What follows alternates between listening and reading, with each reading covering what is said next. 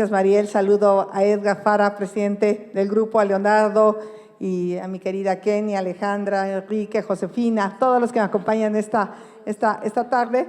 Y yo diría, también saludo a Débora Romero, que anda por aquí, a Enrique ya lo saludé, Enrique de la Madrid. ¿Por qué debo ser yo? Primero, yo creo que sí estamos hablando de dos proyectos de país.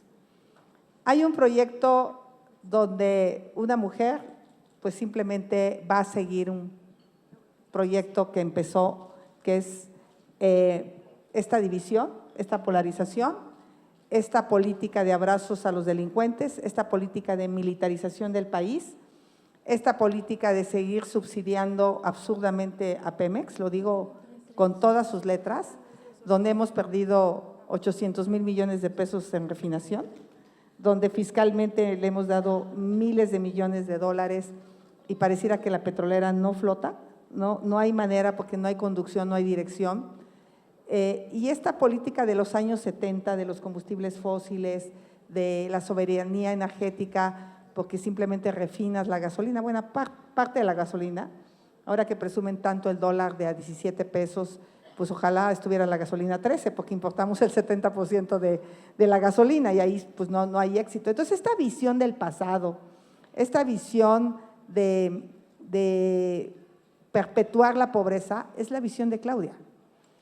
La visión que yo tengo sí es la visión de una política social indispensable de apoyar a los que menos tienen, pero yo lo veo como una palanca para salir adelante, como algo que te apoyo, pero tu potencial, tu fuerza te va a sacar de la pobreza. O sea, yo estoy de acuerdo con el presidente de primero los pobres para salir de la pobreza. Yo le he puesto una clase media fuerte, con empleos cada vez mejor pagados, abriéndonos a la inversión. Yo no le tengo miedo al nearshoring para nada, es la gran oportunidad de México. Y imagínense cuáles son las dos visiones. Cuando la señora me reclama que yo viva en una casa propia, porque ella vive en un departamento rentado. Bueno, yo quiero el México donde todo el mundo tenga casa propia. Y ella quiere el México donde quiere que tengan un departamento rentado. Candidata, la llegada de una mujer a la presidencia, y esto nos lo han dicho muchas feministas, muchas mujeres también, no garantiza que haya una verdadera agenda a favor de las mujeres. Lo hemos visto en muchas ocasiones. ¿Cómo trabajará el gobierno de Xóchitl Gálvez por el 51% de la población? Y si esto incluye el respeto a la interrupción legal del embarazo. Bueno, ella dijo claramente, cuando le hacen una pregunta sobre mujeres, dije, ¿de ese tema ya hablamos? O sea, next. Y yo creo que del tema de las mujeres uno tiene que seguir hablando. Desafortunadamente se cambió el tema, que esa fue la bronca del debate, que no podíamos debatir ideas cara a cara, sino ya te hacían otra pregunta y entonces ya abandonabas un tema que podía ser interesante. Yo le dije una cosa que se la repito aquí. El presidente le puso corcholata porque quiere que sea la tapadera de la corrupción.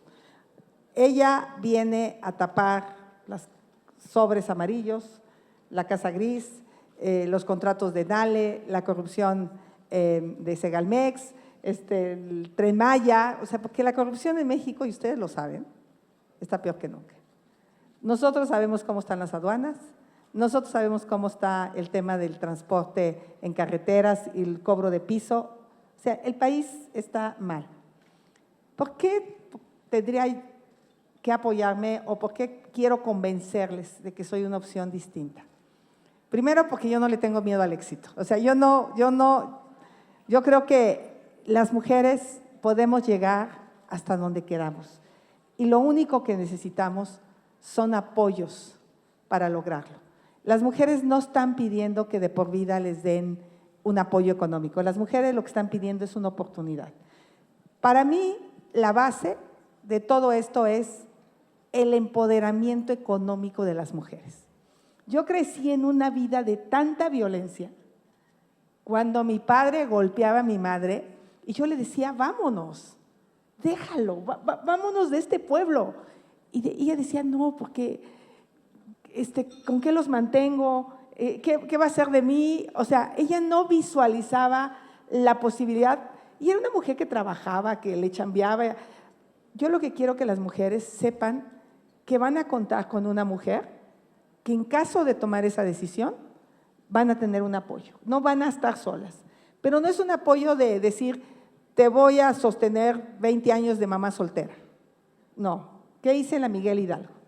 A las mamás solteras que querían salir adelante se metieron a estudiar a la Ibero, una carrera técnica de 2 años, técnico en contabilidad, técnico en turismo, técnico en programación, y las empujamos 2 años, y vámonos. Y a otras mujeres, o sea, para mí el tema de la independencia económica al nivel que sea, porque puede haber mujeres que estén casadas con millonarios y están viviendo infiernos por esa codependencia económica del marido. Y puede ser en la situación más humilde. 2, ¿qué requieren las mujeres para lograr esto? Un sistema nacional de cuidados. Sheinbaum lo pudo haber hecho en la Ciudad de México. En la Constitución estaba consignado el Sistema Nacional de Cuidados y no hizo absolutamente nada. Ya tuvo su oportunidad como jefa de gobierno y ahí demostró que no le interesan. ¿En qué consiste el sistema de cuidados? Voy a ser muy breve. Estancias infantiles, escuelas de tiempo completo, apoyo a mujeres que tienen hijos con discapacidad, que tengan una buena educación, que tengan acceso a salud sus hijos. Una mamá que tiene un hijo con ceguera o con sordera, nomás vean lo que sufren para que puedan sus hijos estudiar. Y ya autismo, ¿para qué les cuento? O sea, es una cosa casi imposible encontrar una buena escuela. Entonces, que las mujeres que tienen un hijo con discapacidad no estén sentenciadas a dejar de tener vida propia. Y luego vienen los adultos mayores. A mí me dejaron a mis padres, mis hermanos. No es que mis papás quieren estar contigo, no te hagas güey, o sea, tú no los quieres cuidar. Y ahí tiene que haber un sistema de cuidados para los adultos mayores, y como delegada tuvimos la Universidad de la Vida. Y esta Universidad de la Vida, los adultos permanecían durante el día. Entonces, es independencia económica, apoyo emocional. Para mí el tema de la salud mental es fundamental. Y a mí no me da miedo hablar de lo que le pasó a mi hijo, no me da miedo a Juan Pablo, porque eso pasó hace 1 año. Y ahí yo entendí la importancia de apoyar a las mujeres, porque yo le hablaba al psicólogo, a ver, ¿qué hago? Porque estoy en esta bronca, ¿no? Todas las mamás pasamos por hijos rebeldes, complicados, y tenemos que acompañar a las mujeres y a los jóvenes en esta parte de su salud emocional. Entonces creo que para mí la diferencia va a ser que en mi gabinete va a haber mujeres, lo he demostrado todo el tiempo, no me da miedo a tener, al contrario, me encanta estar con mujeres, y de ahí se van a derivar una serie de políticas públicas muy importantes de financiamiento, de crédito, de educación, de salud, obviamente que le permitan a las mujeres tener una vida plena. O sea, ¿qué hizo este gobierno quitando atención para el cáncer? Vayan a FUCAM. Hace 6 años, cuando usted te daba cáncer, te decía, no te preocupes, está el Seguro Popular. Y ya, salías del cáncer. Hoy te dicen, tienes cáncer, preocúpate, ve a ver dónde te atienden, ve a buscar un sector salud que te dé las quimios, y sabemos que no existe. Entonces, téngame confianza de que en ese sentido me queda claro que vamos a trabajar en toda una política pública transversal. Por ejemplo, nomás un ejemplo de la violencia. Todas las llamadas de emergencia van a ser atendidas, todas. Tenemos que ir a la casa de esa señora que habló, que se armó de valor, a ver qué está pasando en esa casa. Porque es posible que digan, no, ya todo está bien, adiós, ya, ¿no? No, ahí hay algo. Hubo una llamada por algo. No vamos a esperar que la siguiente llamada sea, fíjense que encontraron muerta a esta mujer que hace 6 meses había llamado. Candidata, pero aquí se ha cuestionado bastante el tema de los partidos. ¿Qué garantiza, qué nos garantiza que Xóchitl Gálvez llegará libre de compromisos y sin ataduras en caso de ganar la presidencia? Voy a contestar el tema de la interrupción del embarazo, porque no crean que le saco a los temas. Justo te lo iba a recordar en un momento. Candidata, nos faltó Por supuesto que la Corte ya tomó una decisión. La Corte ya despenalizó el aborto. Y hoy estuve con los sacerdotes. Hoy estuve con toda la jerarquía católica en la mañana, y este fue un tema. Y en ese sentido, yo soy una mujer de leyes que respeta. Esto está por encima de cualquier convicción personal que yo pueda tener. Segundo, sí soy una mujer de libertades, pero también creo que hoy una mujer no tiene la libertad de tomar la decisión, porque estoy sola, el hombre se fue, porque no hay una política de Estado para acompañar a las mujeres en una maternidad. Y yo creo que el gobierno también tiene que hacer la otra parte, acompañar a las mujeres para que ser mamá no sea un tormento para las que lo deciden hacer. Muchas veces están solas, lo enfrentan. Yo no he hablado mucho de este tema, pero el papá de mi hija se fue cuando yo tenía 6 meses de embarazo. O sea, y la verdad, me quedé sola y enfrenté. Entonces, ¿quién más que una mujer que puede comprender lo que pasa? Y yo, un día antes de dar a luz, seguía chambeando, porque había que pagar el parto. Entonces, creo que soy una mujer a la que le ha pasado prácticamente de todo y por eso se puede poner en los zapatos de otras mujeres. Pero me preguntaste, contesté la del aborto, pero ¿la otra era? ¿Qué nos garantiza que llegue justo? Lean el libro de Ivonne Melgar, yo se lo recomiendo, que se llama Chingona. Cuando a mi papá me dijo que no iba a ir a la escuela, pues ¿quién creen que ganó? Yo. Y me amenazó.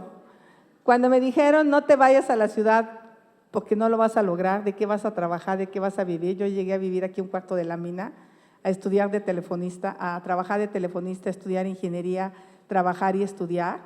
Y pues nunca les he dicho, cuando me dicen que no se puede, pues la verdad es que le doy la vuelta. Cuando Fox me quiso mandar a que yo rectificara el tema de la reforma constitucional, le dije, le presento mi renuncia. Aquí está Kenia, que me ha visto en el Senado, donde pues de repente el PAN instruía que había que dar un voto de tal. Yo decía, simplemente no. Yo pienso distinto y voy a ejercer mi derecho a votar como senadora en mi convicción.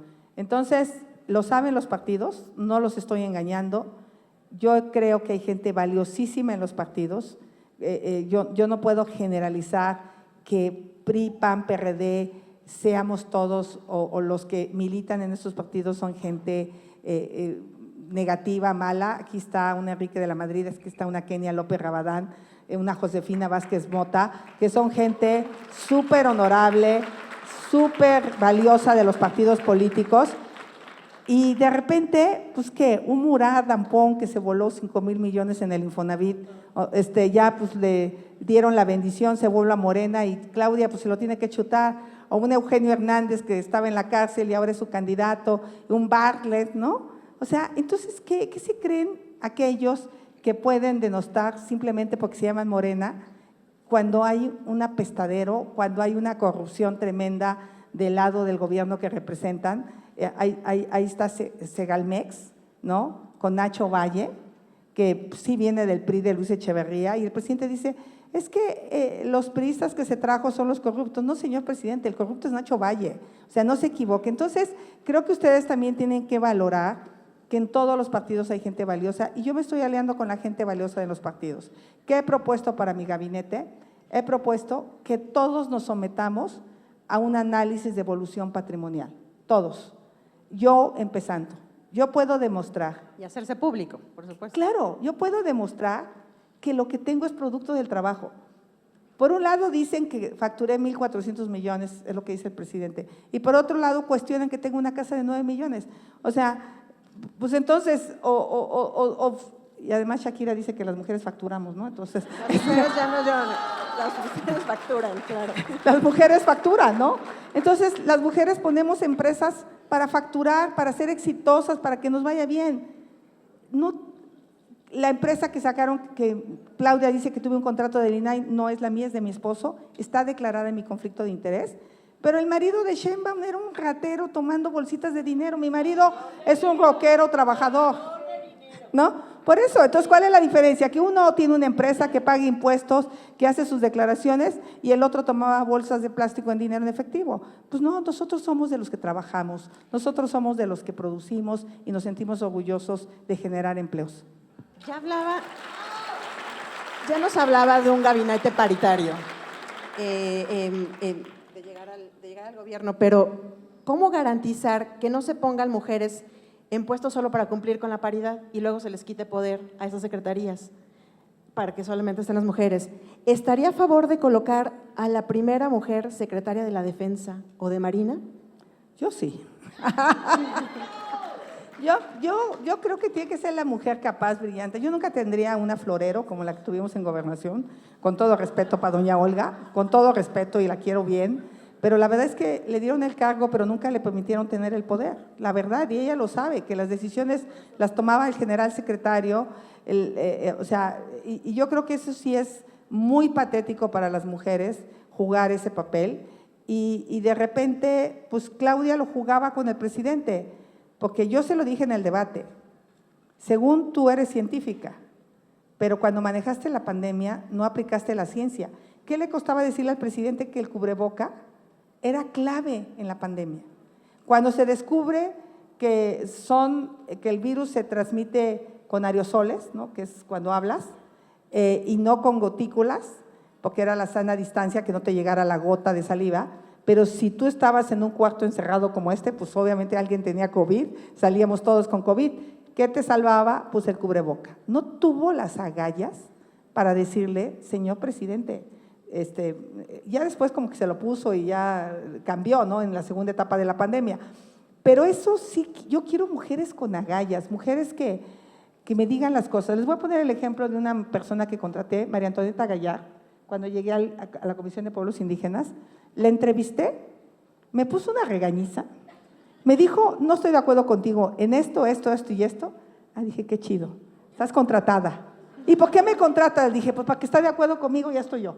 Ahora necesito a alguien que esté en contra de lo que yo pienso, podamos debatir y tomar decisiones. Yo no le tengo miedo a la gente inteligente, yo le tengo miedo a los tarugos.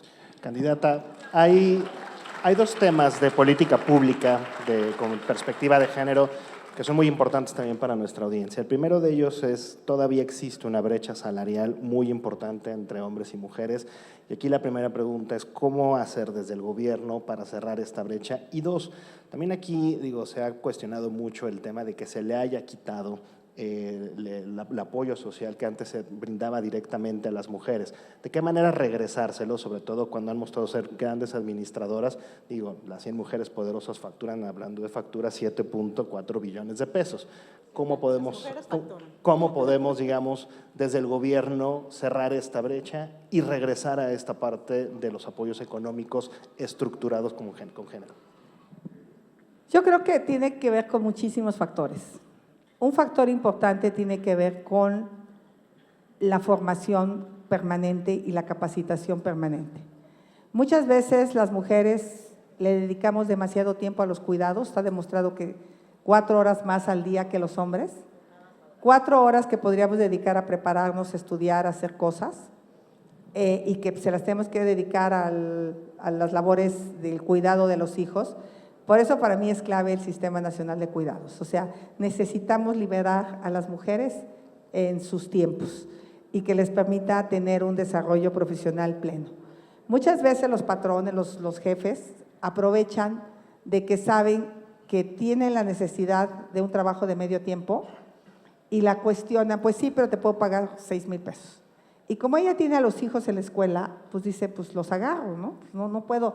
Pero si hubiera una escuela de tiempo completo, pues ya no tiene esa bronca porque dice, pues no, puedo trabajar 8 horas, recojo a mis hijos a las 5 de la tarde. Todas esas cosas parece que no, pero le dan libertad a las mujeres. Entonces, estancias infantiles, escuelas de tiempo completo, esto que yo le he llamado aldeas del saber, donde los jóvenes se pueden ir por la tarde a tomar clases de robótica, de inteligencia artificial, aprender a programar, y que la mujer sepa que su hijo está cuidado en esta aldea del saber y que va a pasar a las 7 de la noche, es otro espacio de tranquilidad. Y por otro lado, pues sí inspeccionar las nóminas.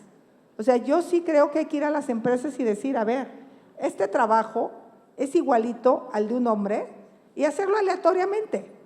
¿Por qué le pagas 20% menos a esta mujer? Y las empresas tendrán que ir entendiendo que a trabajo igual, salario igual.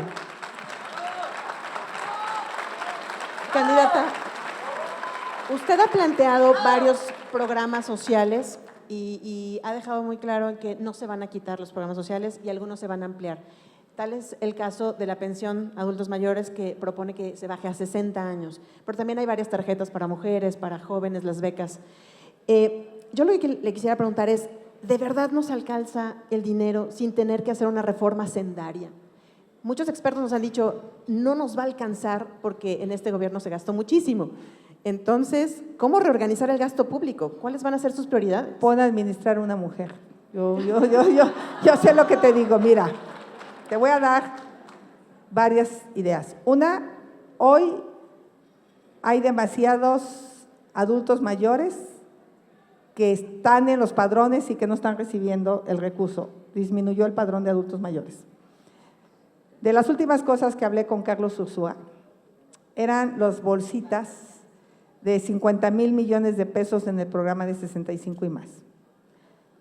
Creo que lo que tenemos que es hacer padrones transparentes que realmente prueben que las personas están recibiendo la pensión, y el cálculo que hacíamos con el doctor Ursúa es que si le quitamos gastos de operación, o sea, ¿se imaginan cuánto costaron los bancos del bienestar?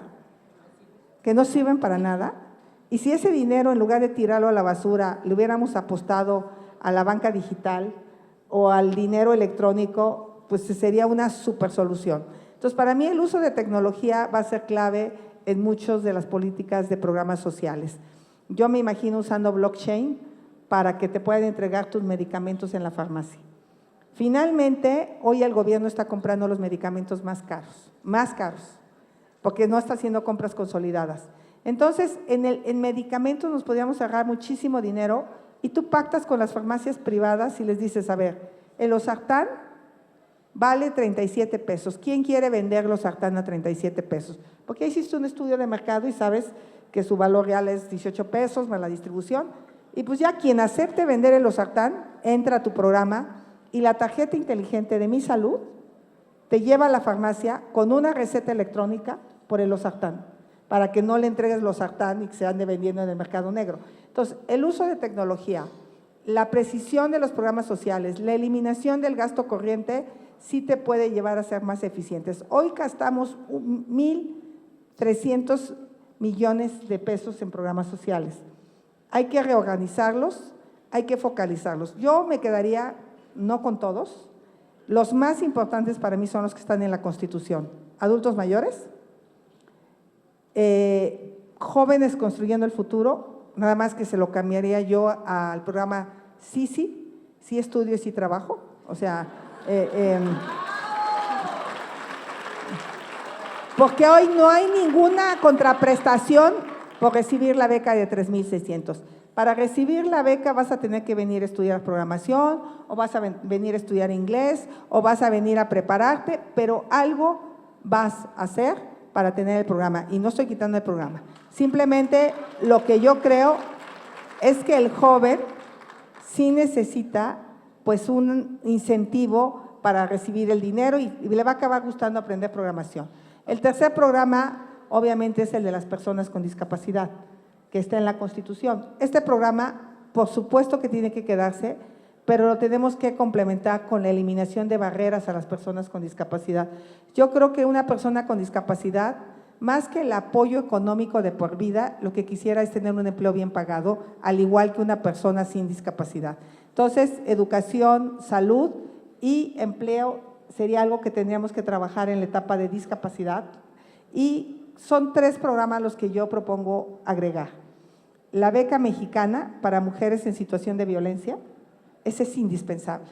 No podemos esperar a que asesinen a las mujeres para decir, chin, la hubiera ayudado. Y no es generalizado y no es de por vida, es un año, año y medio. No te puedo decir que todos los programas son para todos, depende de quien lo necesite. Hay una tarjeta de datos para los chavos, quien no pueda acceder a datos, pues le damos datos, quien no tenga una computadora o una tableta, y aquí con Enrique estamos haciendo una especie de análisis personalizado de qué necesita una persona y qué necesita otra, porque no todo el mundo necesita lo mismo. Y el otro programa es un programa alimentario. Hoy tenemos 400,000 personas en pobreza extrema que no están comiendo. Y ese tiene que ser una prioridad para un gobierno. Un gobierno no puede dejar a una persona sin comer. Eso es como, y este gobierno sí no volteó a la pobreza extrema. Y el siguiente programa es la beca universal para estudiantes. Y creo que si nos focalizamos ahí, ¿de dónde financiamos?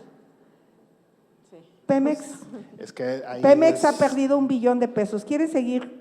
¿En qué quiere financiar a Pemex que pierda dinero en refinación o quieren financiar a un joven en su educación? Pues un joven en su educación. Hagamos a Pemex eficiente, hagamos a Pemex productivo, hagamos a Pemex una empresa que realmente le produzca al país, porque ya son demasiados años en los que ha dejado de producir. Dejemos de tirar el dinero en un tren que costó 4 veces el valor. Le metimos 380,000 millones de más al Tren Maya. Le metimos 240,000 millones de más a la refinería de Dos Bocas. Tiramos 300,000 millones de pesos en un aeropuerto. No sé cuánto dinero hemos tirado en los bancos del bienestar. No sé, o sea, hemos hecho una cantidad de ocurrencias. El dinero público es para la educación pública, para la salud pública y para la seguridad pública. Pero de todos modos, digamos, la otra parte de la ecuación, el ingreso ya no alcanza. Aún así, no reforma fiscal. En una primera etapa no. Tenemos que empezar a ampliar la base tributaria, pero el que tributa tiene que saber que está obteniendo algo. Si vamos con el nuevo Seguro Popular, y requisito para tener el Seguro Popular, pues es tener tu alta fiscal, pues vas a poner en la mesa que a lo mejor pagas 300 pesos. Yo les voy a poner un ejemplo, a lo mejor súper estúpido, pero me funcionó. Aquí todo el comercio ambulante le pagaba chayote a un inspector. Y entonces les di sus permisos para que fueran al banco. Y hoy le pagan al banco, espero, y recabamos 50 millones de pesos al año. Es una buena lana. Y con esos 50 millones cambias lámparas, mejoras banquetas y las personas en comercio de vía pública se sentían orgullosos de aportar. De todas maneras, no crean que sus empleados pueden ir a comer a los restaurantes de Polanco. Ellos comen en esos lugares, se requieren, por eso existen. Entonces, obviamente me encantaría subirlos a un camioncito ahí en un cajón de estacionamiento para que no estuvieran en la banqueta, pero sí será decisión del próximo jefe de gobierno. Pero sí hay manera de ordenar el comercio en la vía pública pagando impuestos. Yo creo que tenemos que empezar a ver de dónde los municipios también contribuyen. Los cables podrían ser una buena vía de tener ingresos financieros para los municipios. Meter los subterráneos, dejarías de tener una ciudad fea y a lo mejor los municipios cobran una renta por esa infraestructura que logren hacer. O sea, necesitamos tener más creatividad en ingresos y no solo pensar en subirle impuestos a los que ya pagan. Y los grandotes que sí paguen, ¿no? Eso sí, yo ahí sí, a lo mejor sí me llevaría a la Raquel Buenrostro a cobrar Hacienda. Es buena. Se queda con Raquel Buenrostro, miren. Esa es una buena… Digo, salió primicia. buena, la verdad, salió buena. A ver, ahí, ¿sí se quedaría con gente del gabinete que usted cree que ha funcionado? Claro, si es gente brillante, capaz, trabajadora, digo, creo que no se quedarán ellos conmigo, ¿verdad? Porque no sé si pasen, no sé si pudieran pasar varios de ellos su revisión patrimonial. Pero además de Raquel Buenrostro, ¿a quién le gustaría? No, yo puse el ejemplo de Raquel en el sentido de que creo que no lo hizo tan mal en Hacienda, creo que sí logró mejorar la contribución y bueno, pero debe haber gente valiosa, como dije, en todos lados. Usted plantea convertir a México en un país de clases medias, sacar a 9 millones de personas de la pobreza, pero esto tiene que pasar también por la educación. Y nos decía, yo sí creo en el nearshoring. ¿De verdad el nearshoring es nuestra nueva salvación? ¿Qué tenemos que hacer ahí? Y la educación STEM, usted es ingeniera, usted sabe la importancia de la educación STEM, evidentemente en todos, en las niñas, evidentemente aquí hay que empoderarlas con eso. ¿Cómo va a ser usted justo para poder que no se nos pase el tren de esto que todo el mundo habla ahorita como el nearshoring? Perdón que hable de mi experiencia, pero creo que esa es la diferencia entre Sheinbaum y yo, que yo he vivido cosas distintas a lo largo de mi vida que me dan un empaque distinto. Primero, a mí un hombre nunca me ha puesto en ningún lado, o sea, yo he tenido que lucharle desde abajo, pero cuando trabajaba de telefonista ganaba 2,500 pesos al mes. Y de repente alguien me convenció que entrara a una beca de la Facultad de Ingeniería, que me pagaban 2,000 pesos de beca.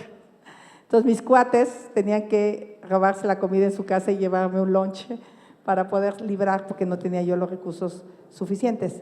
Me meto de becaria, 13 semestres aguantando esa beca tan corta, y en el quinto semestre sale una convocatoria de INEGI donde dice: ingeniero o pasante de ingeniero que sepa Algol, Fortran, COBOL, C, sistema operativo tal. Y dije, pues yo sé todo eso, ¿no? Así, yo dije, pues yo cumplo con el requisito, fui y apliqué y me quedé.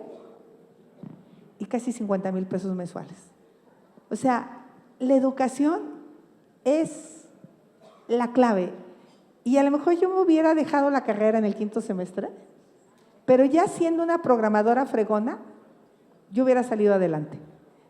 Hay cierta educación que no necesariamente tiene que ser la educación de la ingeniería más avanzada, más experta. Si un joven aprende a programar, un joven aprende inglés, ese joven puede tener tercero de secundaria, pero va a ser un chavo con habilidades. Entonces yo sí creo en estas habilidades, en estas capacidades técnicas complementarias a la educación formal. Por eso para mí este programa de sí es muy importante. Cuando fui alcaldesa aquí en Miguel Hidalgo, certificamos a 6,000 personas en competencias laborales. Lo que México necesita sí son ingenieras, ingenieros, pero también técnicos. Necesitan, ¿sí es el nearshoring una oportunidad? Claro que sí es. Estaba yo viendo la inversión que se prevé para México, 46,000 millones de dólares. Pues una empresa de semiconductores que se fue de Taiwán a Arizona y va a invertir 46,000 millones de dólares. ¡Una! Imagínense que nos pudiéramos traer 2 o 3 empresas de semiconductores a México, que nos pudiéramos traer 4 o 5 empresas de electromovilidad, que nos pudiéramos traer empresas de la industria farmacéutica, de la robótica, de la industria de inteligencia artificial, del entretenimiento. ¿Sabes cuántos programadores necesitamos para el entretenimiento de los coches del futuro? Como el que quieres, como el que se te antoja, Kenia, de esos que te subes y le dices, llévame a Querétaro, y vas atrás echándote una chelita y viendo una película, ¿no? Ese es el mundo del futuro. Para eso se requieren miles de programas. No están llegando justamente las empresas, tenemos sobre todo de la gran cantidad de inversión extranjera directa, prácticamente 70-80% de reinversión.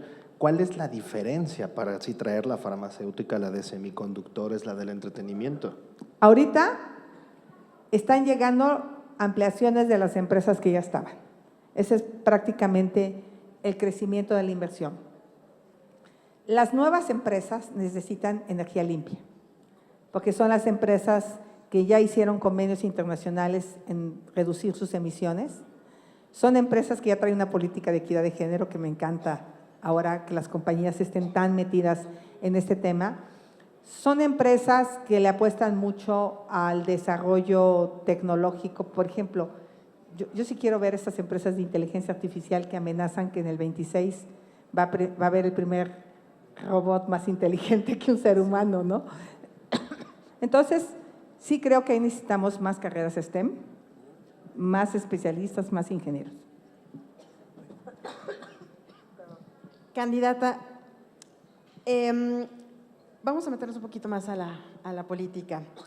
Ayer estuvo con consejeros electorales, hablando de la intervención del presidente, pues evidentemente en sus mañaneras, el uso de la narrativa de que los programas sociales son de un partido político, el tema de la violencia electoral, y todo parece indicar que será una de las elecciones más violentas de la historia. Se comienza a plantear por parte de la oposición, él dice, que se puede anular una elección. Vamos a darle 2 minutos para que se recobre. ¿Se tiene un té caliente? ¿Una pastilla? ¿Alguien tiene una pastilla? Por ahí me dio un ataque de tos.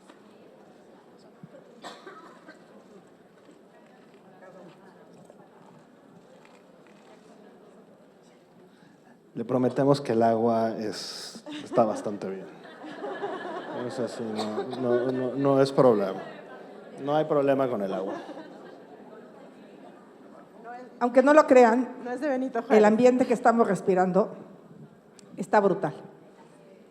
La ciudad, yo regreso a la ciudad y empiezo con problemas, pero bueno, espero ya pendiente Tula, ¿no? estar del otro lado, sí, la termoeléctrica.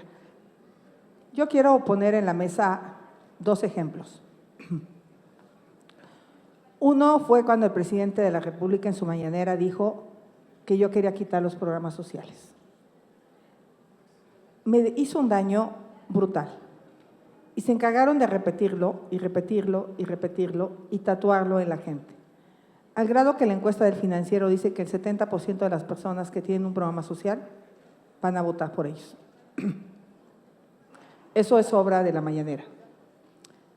El segundo daño que a mí me hizo personalmente es el haber exhibido públicamente los montos de mis empresas que facturaron a mis clientes. Dice que yo facturé, y lo digo porque él lo dijo, 1,400 millones de pesos en 10 años, que se lo dividen en meses. Pues es una empresa mediana que factura 8 millones de pesos al mes. Digo, obviamente en expansiones debe de dar risa.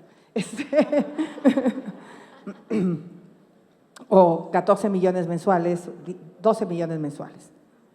Pero cuando lo pone él en sumatoria, la gente cree que yo me robé 1,400 millones de pesos. Ese es el daño que él hace. Él no dice que a esa facturación se le tiene que quitar los costos, la renta, los gastos indirectos, el pago a Hacienda de impuestos, y ya si te queda un 5 o 7%, puta, te das de santos, ¿no? Si no es que viene el COVID y pierdes todo lo que tenías. Entonces, su mañanera está haciendo algo que está desbalanceando la contienda. Y sí creo que es importante que el INE le pida que suspenda las mañaneras para que deje de estar denostando a los políticos como yo de oposición. Y hoy Claudia dice que yo soy una autoritaria, ¿no? Es lo que ella dice de mí por hacer esta petición. Pues hoy que estuve con los de la SEM, el episcopado, hay 60 sacerdotes con denuncias por sus homilías. O sea, ¿quién es el autoritario? O sea, los sacerdotes no pueden dar una opinión, un punto de vista en homilía, porque inmediatamente Morena los ataca, los agreda, los denuncia. Hay sacerdotes que tienen denuncias penales por simplemente decir lo que piensan. Entonces, yo lo único que digo es que esta contienda sea pareja, porque la mañanera se ha convertido en el espacio más importante que todos los medios replican, todos, sea buena o sea mala la nota. A mí el fregadazo de los 1,400 millones ya no me lo quita nadie. Y es absolutamente falso que los ingresos de mi empresa sean del sector público. El 95% tienen que ver con el sector privado y el 5% con el sector público en licitaciones éticas y transparentes. Al grado que Claudia me reclama eso en el debate, cuando en un país donde hay un político que trabaja le deberían de dar gracias, porque no se va a robar un peso, porque es un político que tiene una manera de ganarse la vida y no estos políticos que entran de políticos y salen de empresarios.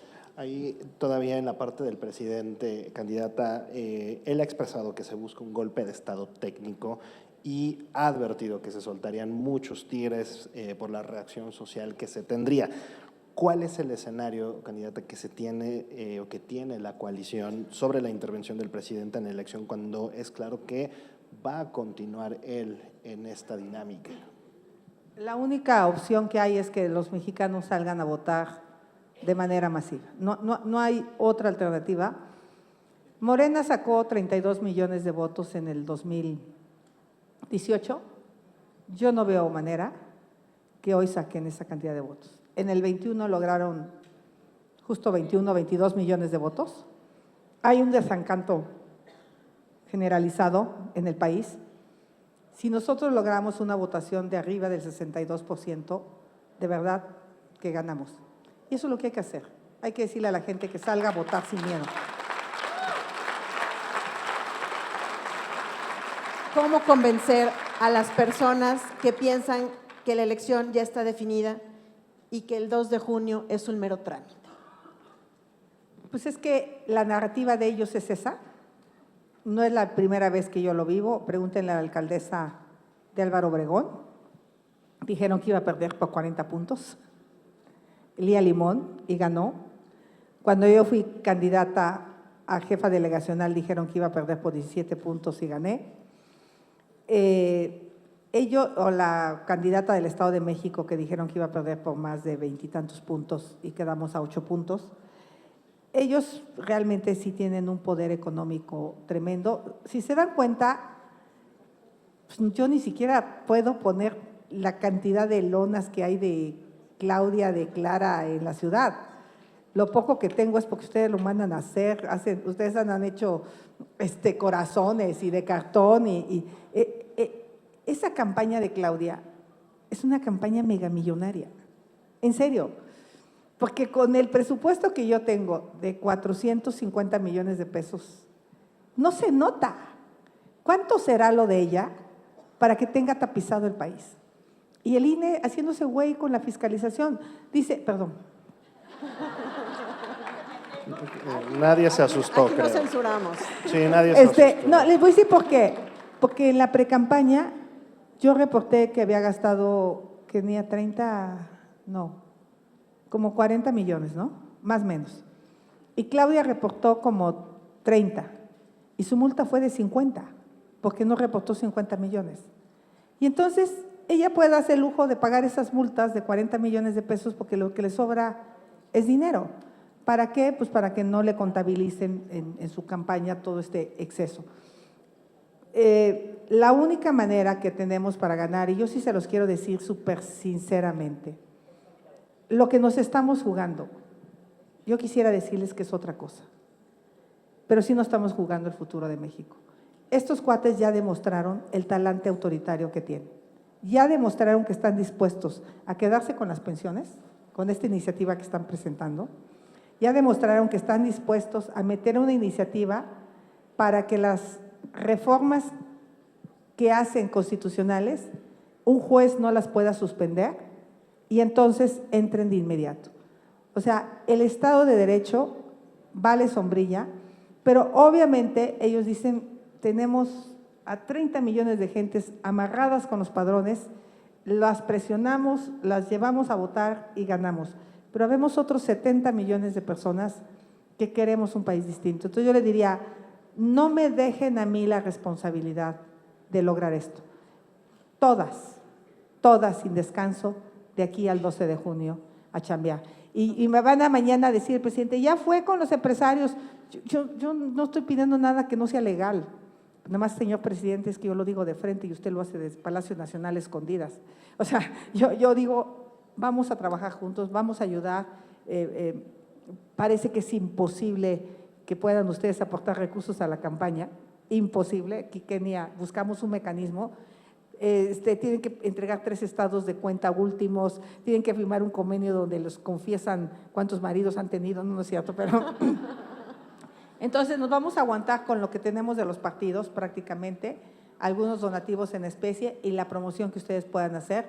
Esa es nuestra fuerza y la garantía de que vamos a hacer un gobierno con los más brillantes, con los más trabajadores, con los más honestos. Y vamos a hacer un gobierno entre todos. Un gobierno que le apueste a la paz, que le apueste al desarrollo económico, que le apueste a la educación, a la salud y que realmente podamos tener este proyecto de futuro de un México próspero. Yo sí me imagino un México próspero de una clase media fuerte donde la gente tenga trabajo. O sea, yo sí sueño con ese México. Yo no me conformo con un México donde estés condenado a vivir en la pobreza. Xochitl Gálvez, candidata de la coalición Fuerza y Coalición por México. Muchas gracias por habernos acompañado en este espacio. Muchas gracias a ustedes también por atender esta plática. Les vamos a